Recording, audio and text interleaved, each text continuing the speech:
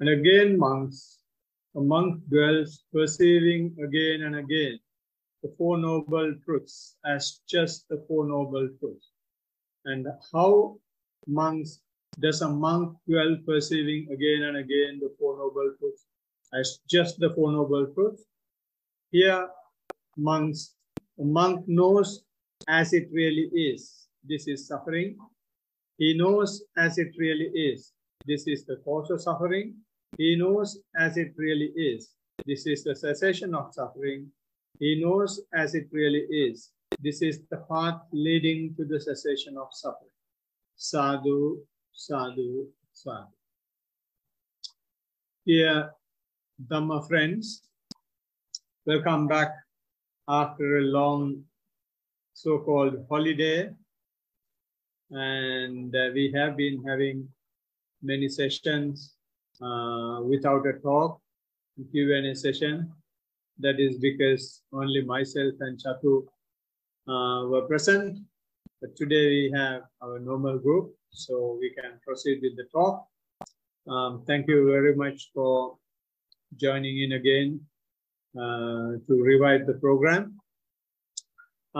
Yes, the particular stanza or the translation of the Pali stanza is, as all of us know now, I have derived that from a discourse called Four Foundations of Mindfulness.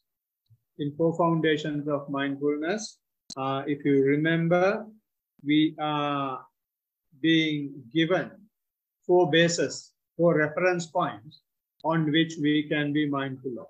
They are the body, the feelings, mind, and the phenomena and the nature. So we have completed almost 85 or 90% of this discourse now. So we have come to the last chapter. In that chapter, the Blessed One is saying, this is the chapter of noble truth, right? So we try to understand what noble means in our last meeting for about 3 or 4 weeks ago, right? And if I just give you a bit of a summary of what we discussed, the word noble can be referred to a person, a noble person. And for someone to be a noble person, he should have come into contact with mindfulness, right? Until he comes into contact with mindfulness, he can consider himself as noble, but so far as the Buddha is concerned, he is not noble. The reason is, there have been people even before Buddha's time, those who have been practicing, but they were not going towards the final liberation. They thought they are liberated, but once Buddha pointed out that you guys are lacking in these points or places, depending on where they have developed their practice to, and they agreed, right? So therefore, for a person to be noble, you must have come into contact with Dhamma. Anyone who has not come in contact with Dhamma are considered by unlearned commoner or an uninstructed commoner, right? So uninstructed commoners are very common, and there are a lot of people outside. They don't care what Dhamma is, what mindfulness is, what meditation is, that there is a way out of the sensual world. They just want to indulge in sensual pleasures, and they will be, that is the only thing they know. So therefore, we try to understand the word noble. The main criteria to know that someone is noble is that that person is going towards a final liberation. To go towards final liberation, mindfulness is the key, right? So that is the summary of the last talk. We come to today's topic, which is the first noble truth. There are 4 noble truths that this paragraph provided. The 4 truths are the truth of suffering and the cause of suffering and the cessation of suffering and the path leading to the cessation of suffering. So if you take the order of these 4, it is a bit funny, you will see. Right? So the funny part of this is, usually when we do something, generally in the world, you should know how to do it. You should know the path. And after knowing the path, only you will start walking on the path. That's what we have been conditioned to know. That is what we have been taught by our parents. That is what we have been taught by our adults. That is why we have been taught in our temples. That is what we have been taught by teachers and professors. You know the path, and then you walk on the path. So I remember some time back, the slogan of Griffith University was, "Know more and do more." That was their saying. So knowing is, therefore, knowing what you do is very important. But so far as the Buddha is concerned, that is the last. Path is the last. Right? You know the truth of suffering, and you know the cause of it, and after the cessation of suffering, only you know the path. So that is why the Blessed One says, we are going against the grain. We don't flow in the same direction that the river is flowing.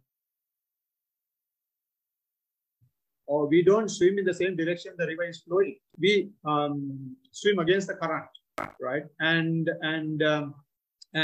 cross on to the other side.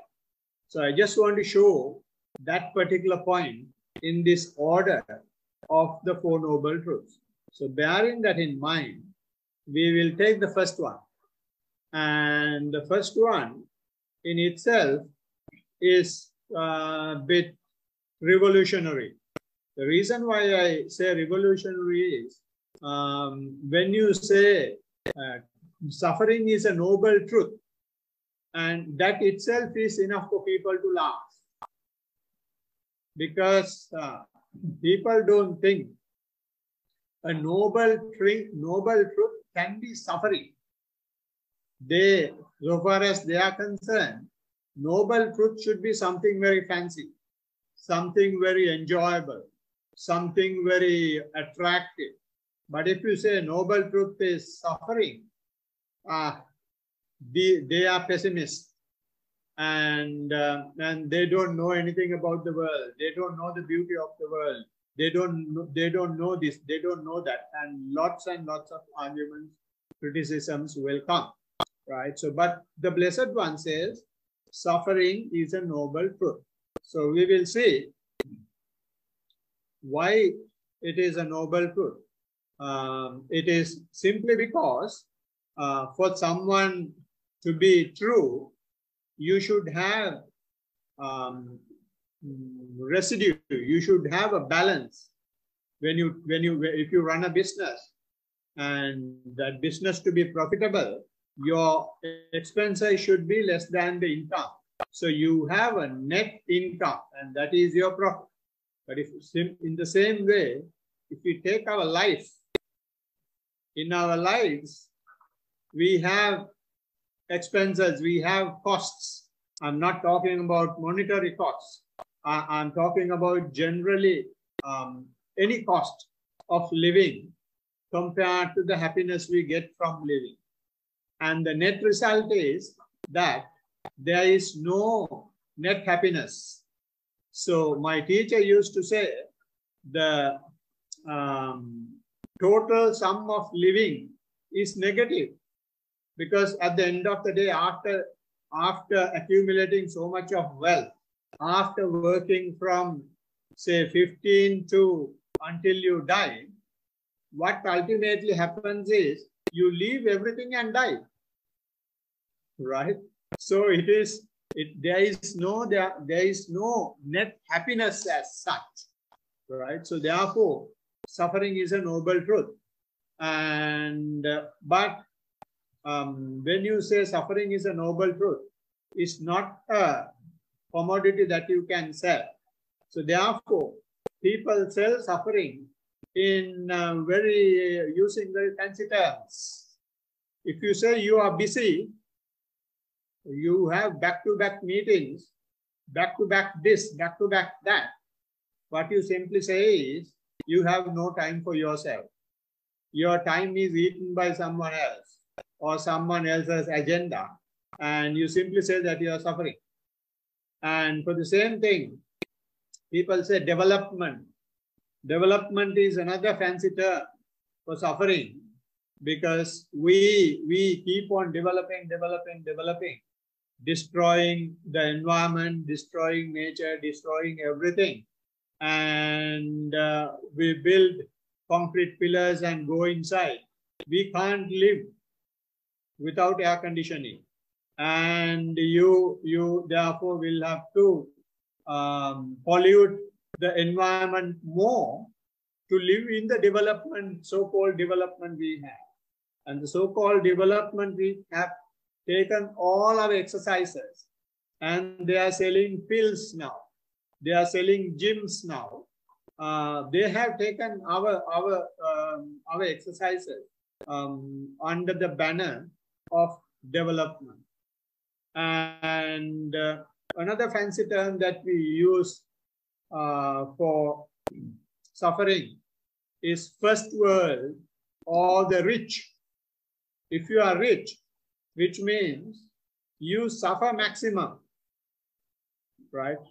Rich people, as you all know, they can't have a normal life. They can't just walk on the road.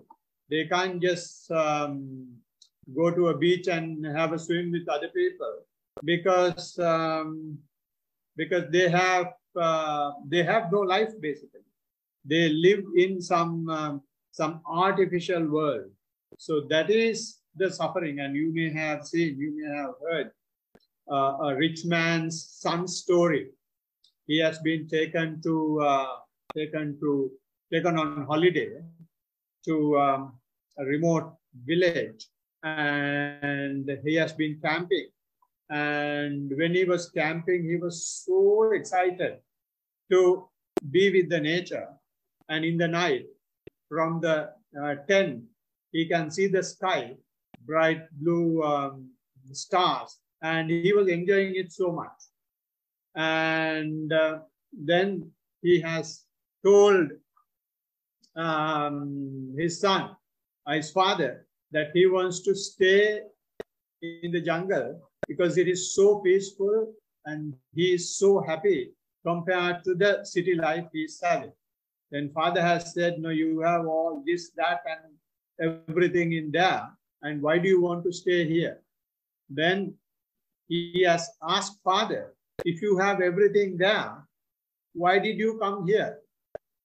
Why do you consider that this place is good for holiday and this we have peace here, and that is why you brought us here? Did you bring us here from a bad place to a better place, or from a better place to worse place?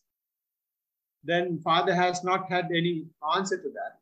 So which simply means that although we go behind development as happiness and development as this, development as that, all of us having in corner of our mind that the simple living is the best living. And that is why almost the entire world, when they go on holidays, they go to a beach. When they go on holidays, they go to jungle. That is where the real peace is. That is where you have the happiness, when you are with the nature. So having said that, we have therefore this fancy interpretation of happiness, which has been imposed on us by the commercial world, and we are conditioned to it, including myself. It is better that although we use those things, some of us are clever enough to understand that this is suffering and there is an alternative to life. And that is why we meet and try to do some practice and see the other side of life. And this suffering is having some distorted notions, and people have introduced things like cost-benefit analysis, risk and reward analysis, and SWOT analysis, which means strengths, weaknesses, opportunities, and threats. And they're using all these analyses just to show us that there is a net happiness. But all these are figures only.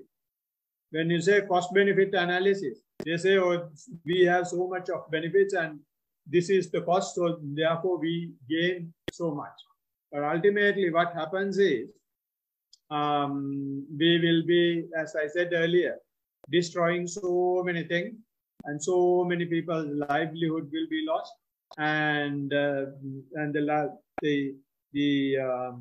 habitat of creatures will be lost, and they are not considered as cost. Even if they are considered as cost, it is not the life. It is some monetary figure that they want to put. So therefore, in this analysis, what basically happens is they try to maximize the benefit. They try to maximize the reward. They try to maximize the opportunity. They try to maximize the strength, right? And that means power cut in Sri Lanka. If you can't see me, I just had the power cut, but I will be able to continue. Sorry? Yeah, we can't see you back there. Yeah, that doesn't matter. But I can still, my battery is strong enough and it has some light, so we can continue the program without the pictures. So they try to maximize these benefits and rewards, etc. To maximize benefit, what you do is still you will have to suffer. To maximize benefit, you will have to squeeze as much as possible from the consumer. That is how you can maximize the benefit. So it is a suffering imposed on those who are consuming whatever that you are doing the analysis to. And at the same time, to maximize your benefit, you will have to minimize your cost,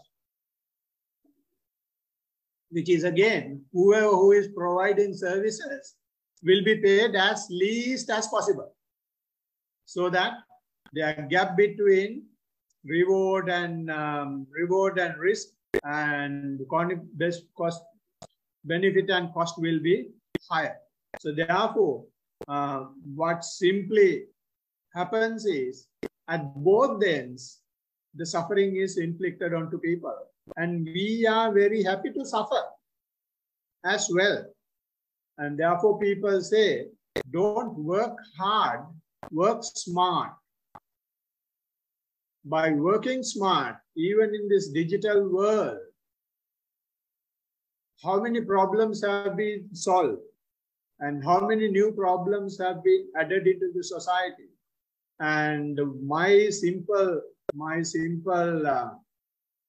challenge is in this development, we have things to destroy the world in seconds, but to construct the world, we take years. So if there is a real development, we should be able to construct in seconds, and destruction should take long. But it's the other way around. Therefore, simply whatever we do, we at the end have only a suffering. So I'm back again. So therefore, the Blessed One has seen this. How did he see that? He, during those days in India, he was born to royal family, as you all know. And he was provided with all the luxuries required. And he had 3 palaces for the 3 seasons. And in those palaces, there were only females to look after him. Young female. You know what I mean? In that age, he was given so much luxury and he was not allowed to see any suffering in the world. But one day, he has been able to sneak out of the palace and he has seen a sick person. He has seen an elderly person. He has seen a dead body, dead person. And he has seen a recluse. And as soon as he saw them, he realized, he asked his servant or the minister, what are these things? Then he has said, this is a sick person, this is a dead body, and this is an elderly person. Then he has asked, why has that happened to them? Then the servant has said, the minister has said, Minister Channa has said, no, this happens to everybody. As soon as he heard that, he realized, although I have all these luxuries, this is where I'm going to end up. I'm going to get older and I will fall sick and I'm going to die. So therefore, if that is what is going to happen at the end of life, then there should have a way out. So that is what he started searching. And after searching, after seeing that visible suffering, he was able to come out of that. In the sense, he was able to come out of that means he was able to reduce it to a greater extent. And after reducing it to greater extent, he realized that this is the least friction point, and we can't reduce after that. And therefore, even here, there is a friction. Even here, there is a suffering. And that suffering is something that can be borne.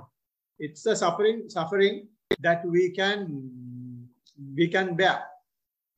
And to come to that point, we have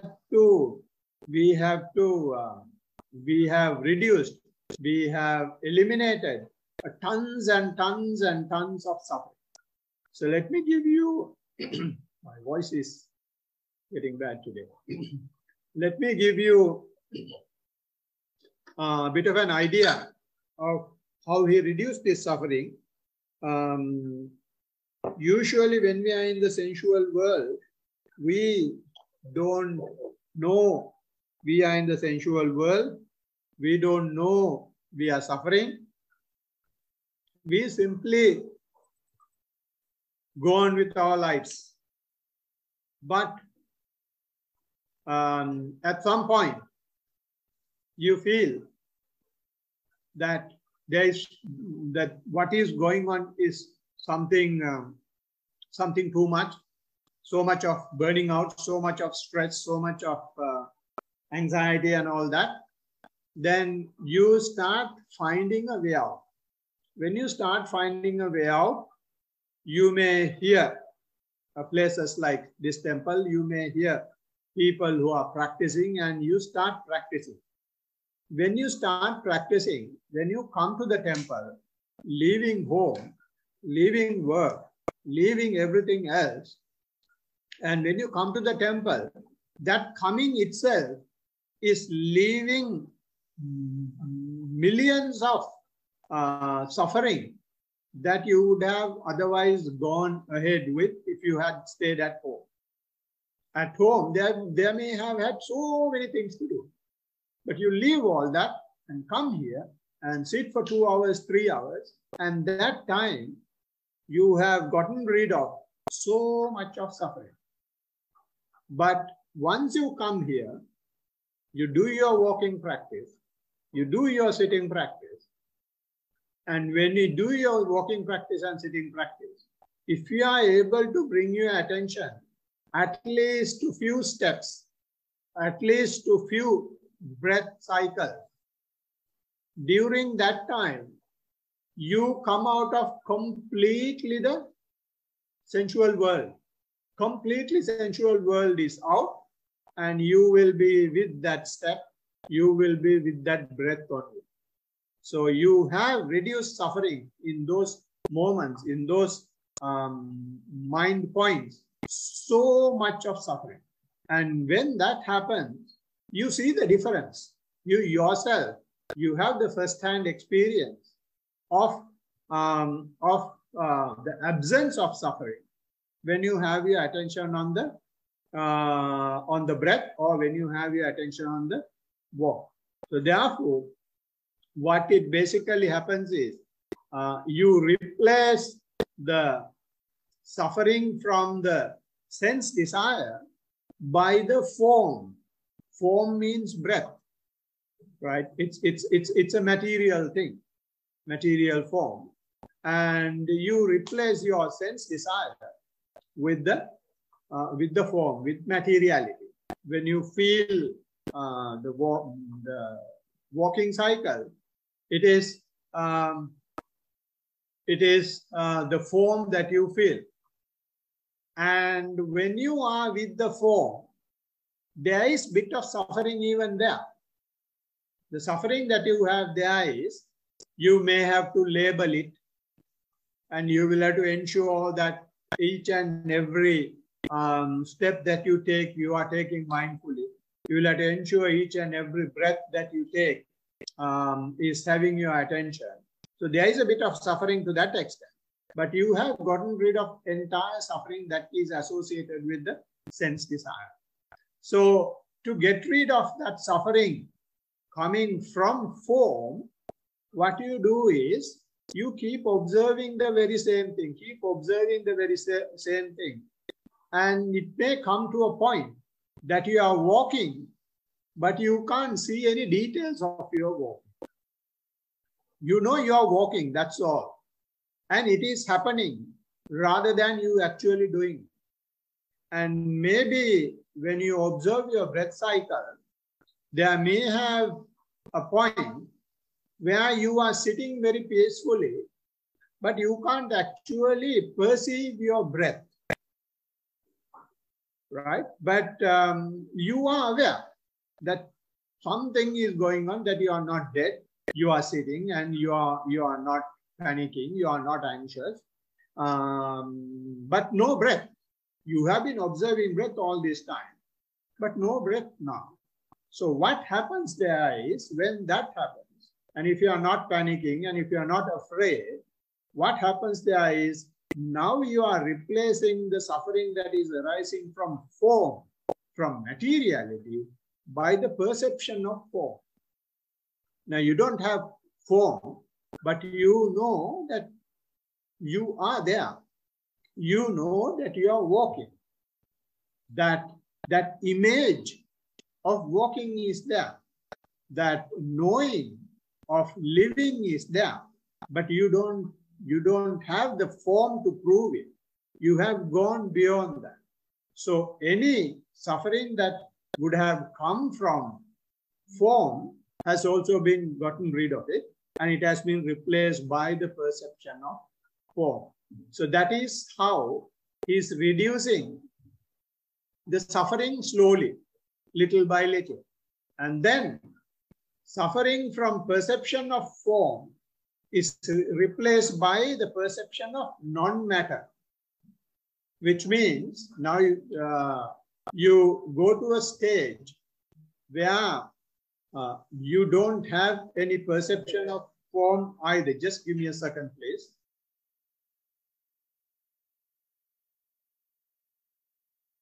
Sorry about that. Yes, so what I was saying is, the suffering from perception of form will be replaced by the perception of non-matter.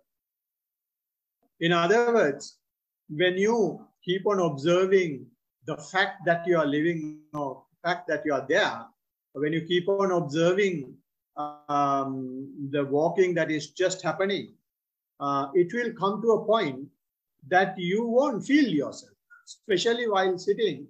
You are sitting, but you don't feel your head, you don't feel your body, you don't feel your body parts, right? And you're not panicking as well, you're not afraid as well, you're not annoyed as well. So what happens there is, now your mind is getting more and more open, and you go into area which you have not experienced before. What happens is, when this happens, most of the time you start seeing a huge space. You go into a huge empty space, you start perceiving. So that is non-matter. Now there is no matter. Your mind is so sharp, you start seeing the gaps between matter. And the gaps between matter is so much, and your attention goes into that. And to give you a simple example, when you breathe in, there is not concrete air column that is coming in. Only tiny dots of air bubbles are going into your nose. So when your attention is so sharp, your attention goes into this tiny bubble, and at the same time, gaps between the bubbles. Seeing tiny bubbles itself means you see the gaps.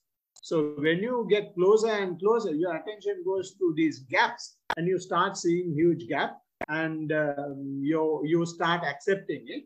When you start accepting it, you get used to seeing the empty space.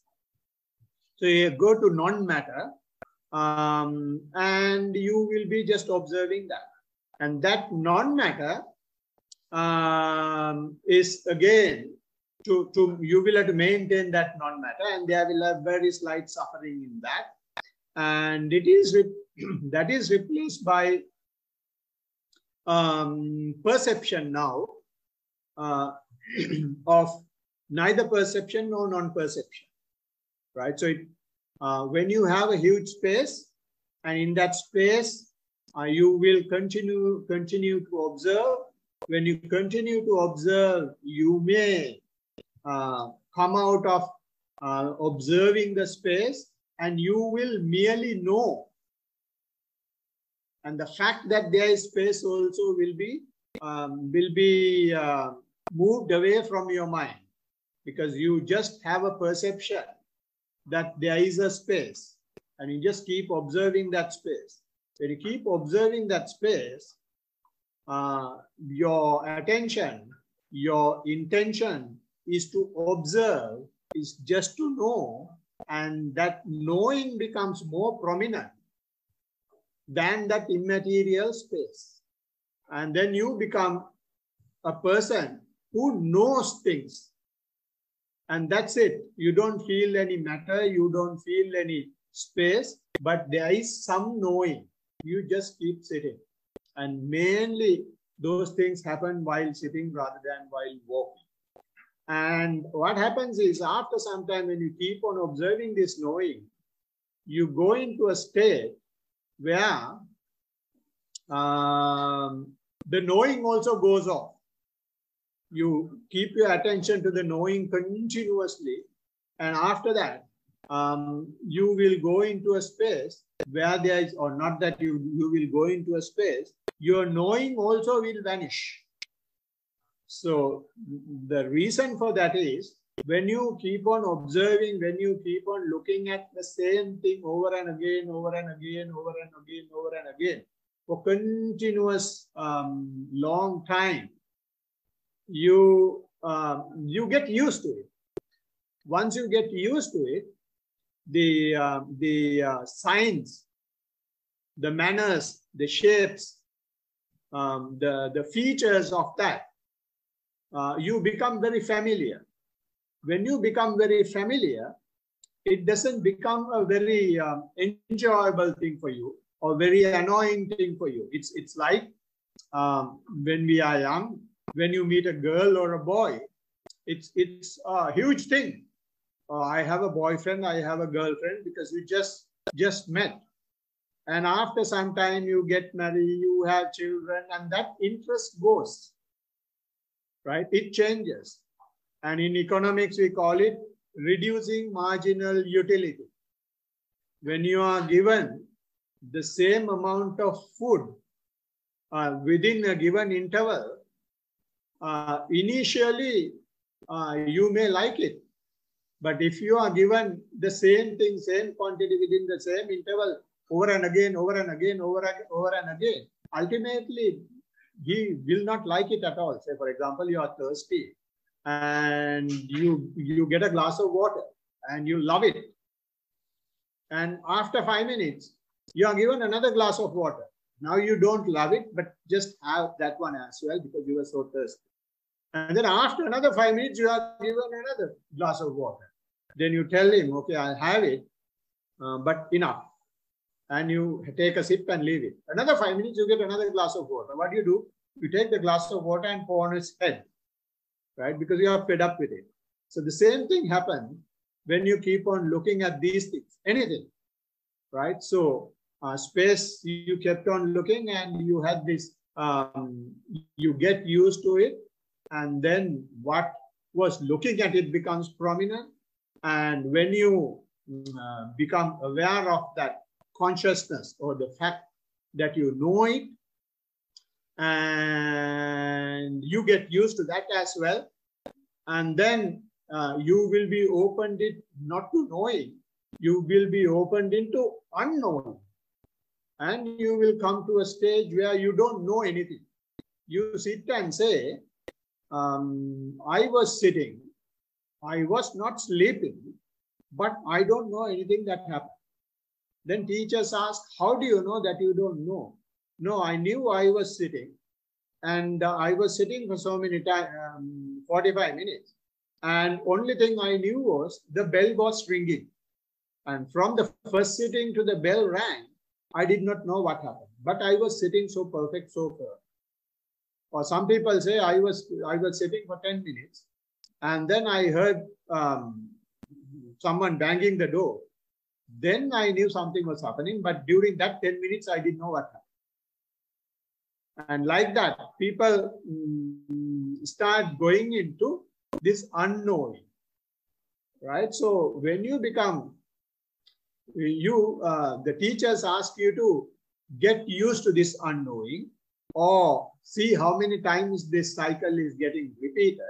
So once they try to become more and more mindful of the unknowing, what happens is they will come to a state where they can't exactly say that there is something. They can't exactly say that there is nothing as well. So they come to a different perception, which is called neither perception nor non-perception.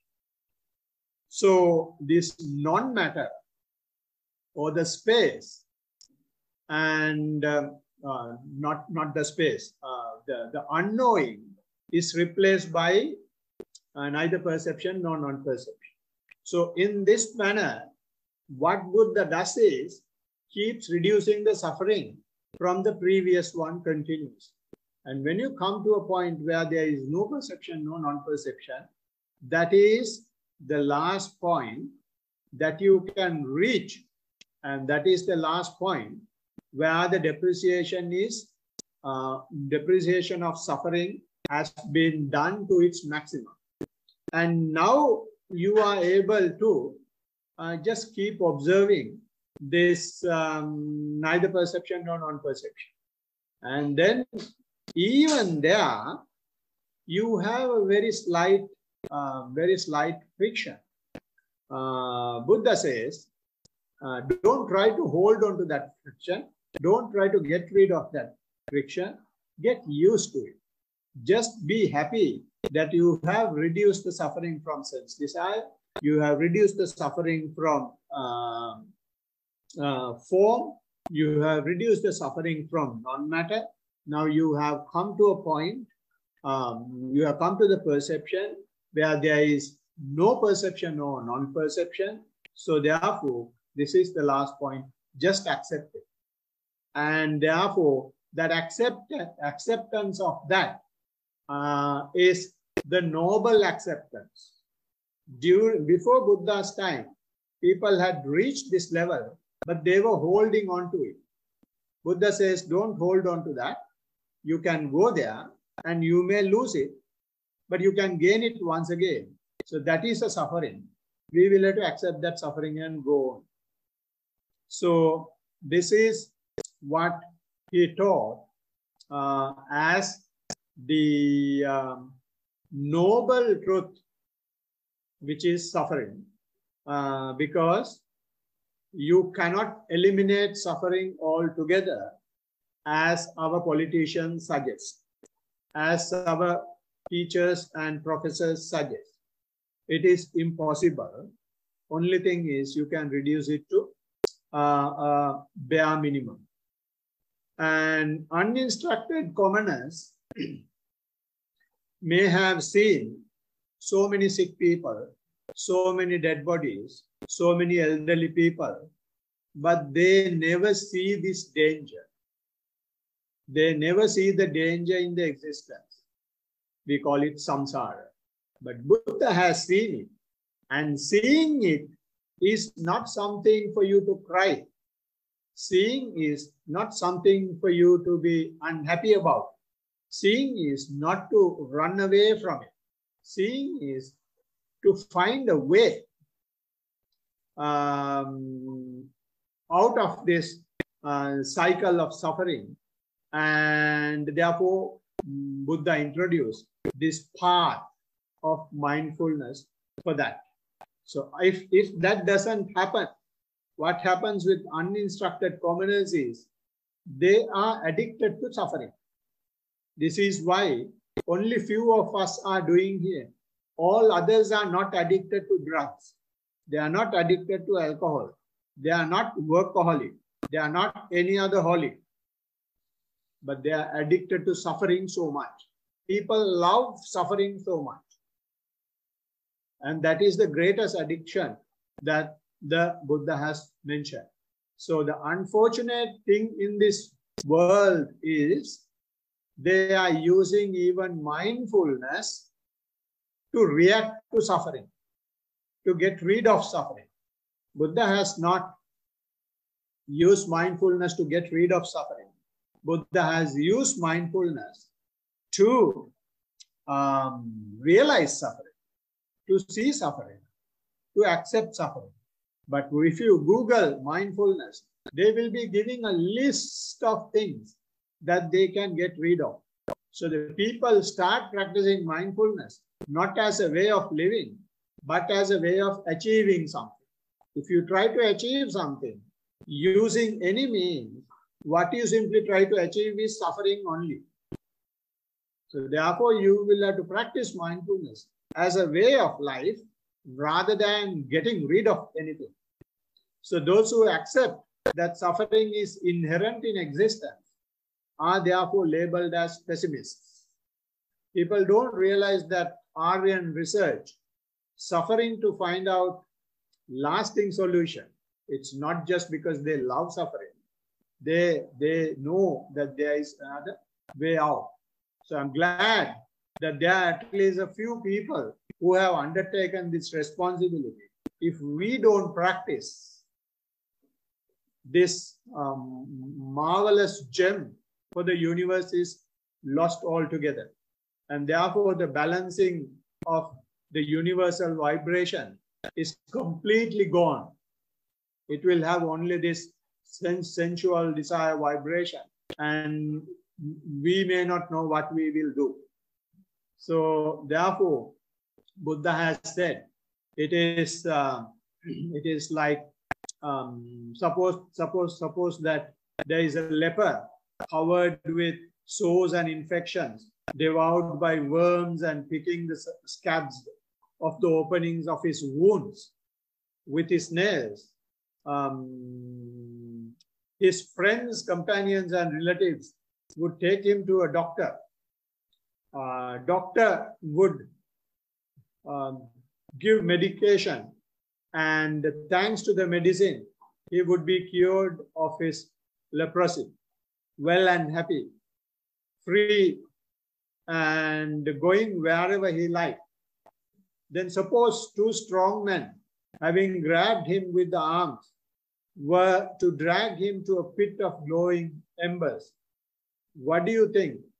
Wouldn't he twist his body that way and this way? Because when he was having the wound, he was taking heated iron and roll it over his wound. Then it was so enjoyable for him. And scratching that wound was a happiness for him. But once he was given medication, and if two strong men drag him to do that, he will try his level best to run away. That is what Buddha said. Buddha taught us. We are like lepers. And he says, there is a way out. Don't keep scratching. And I have given you the medication. So hope all of you are slowly but surely getting small doses of this medication, coming out of suffering, and may you all be able to penetrate suffering to realize everlasting happiness. With that, I would like to conclude my talk. Teruvan Saranai, blessings of the Noble Triple Gem. Thank you, Bhate. Thank you. Anything to talk? Yes, come in. Hello, Bhante. How are you? I'm very good, thank you. Wonderful. Yeah. So today, you spoke about the concept of noble, you know, in Buddhism. Yeah. And I was thinking to myself that maybe the antonym, the opposite of noble, would be maybe pathetic. So is that correct? Yeah, we can give any term. Simply, if you are not heading towards a final liberation, you are not noble. Simple as that. Yes. So the reason I bring it up is because I remember you telling me about 5 weeks ago something very informative and useful. And that was that if you realize good things about yourself, that's good. It's an increase of awareness. And if you realize bad things about yourself, that's also good. It's an increase of awareness. And then when people say to me, Zach, you talk too much, then I think, that's good to be aware that I talk too much. So there's an expansion in awareness. However, recently something very interesting happened. About 2 weeks ago, somebody said I was laughable and pathetic.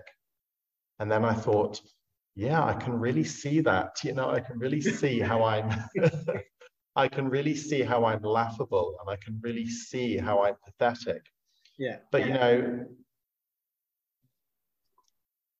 what happened was that my beliefs about myself went from, well, I'm not bad, I'm not really so pathetic, to, oh my goodness, yes, my awareness of how pathetic I am is increasing. And it was the deepest offensiveness to me. It was really a horrible, uncomfortable feeling, thinking, oh my, I don't want to believe I'm pathetic. I mean, I know I am. I really know I am. But I want to believe I'm strong and resourceful and powerful and beautiful. And I don't want to increase my awareness in how laughable and pathetic I am. So please respond. Yeah, so this is why Buddha has recommended this discussion. That is exactly where you go when your mindfulness is going well. If your mindfulness is not going well, we will not be able to see our weaknesses. We will not be able to see our bad side, right? We think we are all good only. But if you can see your own faults, your own weak points, and that is because your sensitivity is getting increased. When your sensitivity is high, all what we can see within ourselves are defilements only, all bad things only. But knowing that, and they were there even before that, what we, although we had them, we had very nicely whitewashed it and painted it, and we paint a picture so beautiful to the outside world, but inside it's so horrible. But now we have opened the lid. When you see inside, now you see inside, my goodness, it is so stinky. And knowing that is a great skill. And knowing that is a solution now, because you are walking towards a pit full of burning charcoal. And when you know that you are going towards it, it's a good opportunity now for you to take another turn. And if you don't know, you just keep on going. But only once you reach there, you know that you have come to a burning pit of burning charcoal. So therefore, this is you can consider this as a problem, or you can consider this as a solution. What mindfulness does is, the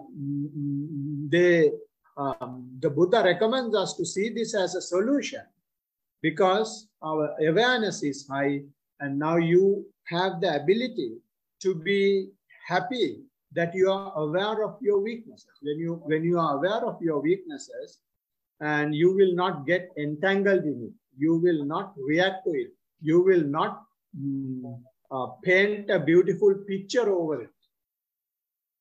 You just keep observing it. You keep accepting it. When you keep accepting it, what happens is, since there is no reaction, they will not be able to move any further. They will be able to move any further only if you try to react to it. Suppose you have such a bad quality, say you are angry with somebody and it is bubbling up all the time. So you don't want this to happen. So what you do is you count from 1 to 10 and 10 to 1, or you start expressing love and kindness to all the beings. And all those things that you do will be reactions to the situation that you have observed. Instead, what you can do is, okay, bring it on. Let me see how strong they are. I will be simply observing. So they keep coming up, they keep bubbling up, bubbling up, bubbling up. You don't do anything. You just keep observing, and all these past accumulations will come out to see whether there is someone to take their hand and go further and get married and have children. But there is no one to give the hand. You are just observing. You don't say, oh no, I love you, I like you, can I give a kiss and all that. They just come and go, come and go, come and go. And with that, your attitude towards those what do you call, adverse situations, if I may use, or the negative situations, your attitude also now changing gradually. Not only they lose their strength, but the way you look at them is also changing. And when that happens, you should start being happy about being mindful. Then that process accelerates, rather than being worried about, oh, I'm seeing all these things, I'm having all these problems. Rather than looking at it that way, you start appreciating your mindfulness and be happy about it. The very same question was asked yesterday by another lady. And she says she has gone for a party, and people are, you know what happens in parties. and she has not been participating in it, and she has been scolded. She has kept silent, although she was scolded. But she says she's having so much of turmoil inside. She feels going and punching somebody. I said, okay, you were able to restrain your words. You are able to restrain your physical actions. That is a great thing. Now only the mental side is in operation. You are able to see this mental side because your physical and words are under control. Now it is our responsibility to see the mental side. Be happy about being mindful. That is why you are able to see it. Then this mental turmoil also will not have any standing. So as long as you are unhappy about it, it has upper hand. As soon as you become happy about being mindful and seeing this, it loses its ground. I'm sorry, I took too long. No, that really makes sense. It's you know, the more you are open to looking at your weaknesses, it's almost like you do become stronger, because then Exactly. somebody says you're weak and pathetic, and you say yes, you know, and that's, you know, it's just that there's no offense. There's just, yeah. Yes, you've noticed, I've noticed, we both noticed that. And yeah. so that's very nice, and the embarrassment disappears. So it's really interesting, yes. really very mysterious. Yeah, because we inflict our own suffering by not liking. I hate, that's so annoying. That it's true. It's really true, isn't it? We're responsible. It's horrible. Yeah, we can't blame anybody else. Very annoying. No. So therefore, rather than correcting the rest of the world, it is easy to correct ourselves. Yeah, a life's work. Yeah. Thank you. Thank you very much. Anything else? I was going to ask something, Bhante. Trish was mentioning earlier, because I was sitting down very low to the ground, and so she was asking me questions about how I was sitting like that. Would you like to give, because I've heard your explanation on how to sit. Would you like to give Trish an explanation? I'm sorry, Chatu, you're not very clear. If you can come to the place where... Yeah. So sorry. Trish was asking about, because I'm sitting very close to the ground.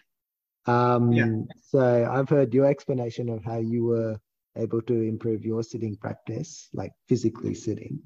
Maybe... okay, so you're sitting just basically flat on the carpet. And something like that. Yeah. And what was she asking? She was just interested how that was happening. How that was happening. Okay. Right. Okay. Good. No, it's a matter of practice. I remember when I started, I straight away sat on the floor, but my legs were like a butterfly's wings.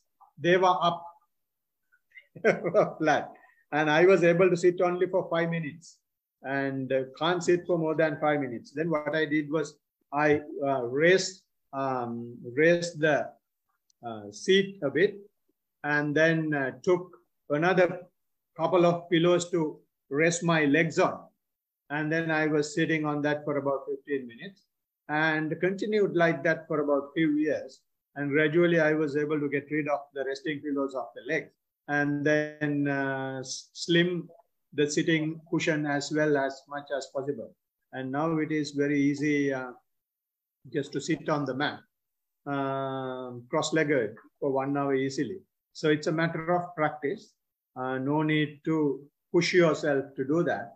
What is important, it is good if you can sit like that. What is important is to sit comfortably and be as motionless as possible, having your spine straight and not without leaning onto anything. So therefore, it's not compulsory, but it's very conducive for better sitting. So try doing that at home, say 5 minutes to start with, and then gradually increase a couple of minutes every week. Then it will start happening. Thank you, Bhante. I thought it was because you have done it since as a child. No, that's okay. All right. Anything else? No. No more questions. Okay, good.